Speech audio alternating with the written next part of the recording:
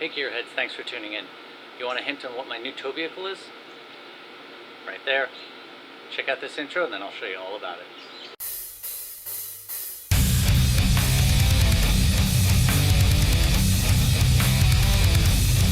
What you working on? Hey gearheads, thanks for tuning in.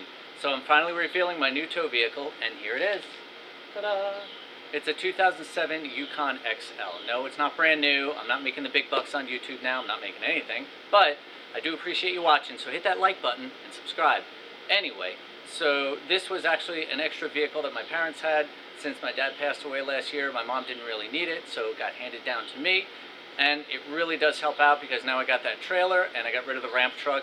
And I did just take a trip to Virginia with this and brought a Chevelle home, and it costs half the amount in gas. So this thing's a lot better on gas. So let's take a look at it and see what it's got. So since my parents bought it new, they actually had the book for it. So I'm going to look at it and tell you a little bit about it while you look at the truck.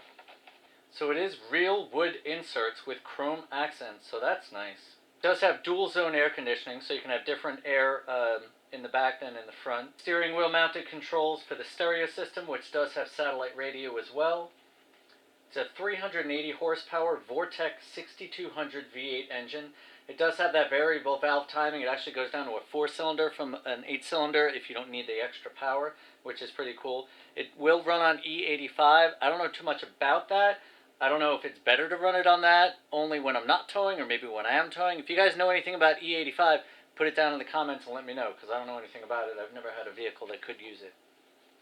So the SLT package adds 17-inch wheels, rear parking assist, which I kind of don't like myself, AM/FM stereo with a multi-CD player, dual zone air conditioning, front bucket and second row bench leather seats, and then the third row is actually vinyl seats, but I mean if you're in the third row you don't deserve leather because you're in the third row. Anyway, it's got remote start, power adjustable pedals. So we have the SLT2 package also because that includes the Bose premium sound system, which we have leather appointed first and second row bucket seats, 2-passenger vinyl third row seat, luggage rack center rails, full feature outside rear view mirrors, which actually have the turn signals built into them, which is pretty cool, the XM satellite radio, and the passenger side seat adjusts as power also, so that's pretty cool. And of course it has cup holders. Lots and lots and lots and lots of cup holders. Also with the seats, the third row folds down and then folds up to give you more space, and then they come out, and then the second row will fold down and fold up to give you even more space. So I could fit like a semi-truck in there. Alright, maybe not a semi-truck, but there is a lot of room that I can move all the seats around and we'll have lots of storage space. I can fit engines back there, fit transmissions. I had the engine crane back there this first trip, so that fit back there great. The tow package, of course, it has the tow package, which is the one reason we wanted it.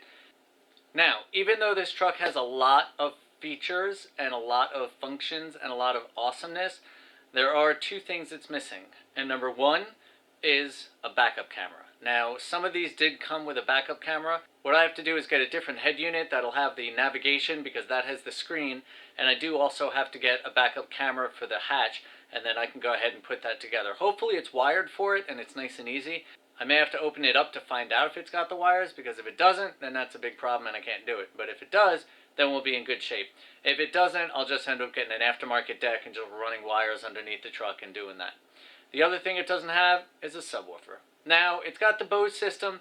I'm sure there's some little subwoofer in there with an amp, but is that really enough for me? If you've known me more than 1 minute, then you know that's not enough. So I'm probably going to end up putting a subwoofer in it. Other than that, I really don't plan on upgrading anything on the truck. There's nothing else that I really need to do to it. There's nothing else I want to do to it. It's a perfectly good running truck. It's got plenty of space. It's going to tow the trailer in these cars from back and forth to Virginia. And it's not a bad daily driver either. Although I do still have the Camry, so now I kind of have my choice, car or truck. So you can tell that this vehicle is going to be really handy to us here at Dan's Garage. We can put stuff in the back. We can tow the trailer. We can move cars around. And we'll have a good time doing it and be sitting in comfort. Anyway, that's pretty much what the truck has. So it's a really cool looking truck. It's going to give us a lot of good use and a lot of future videos on it. And other than that, I thank you for watching. I'll see you on the next one. Stay positive and keep on wrenching.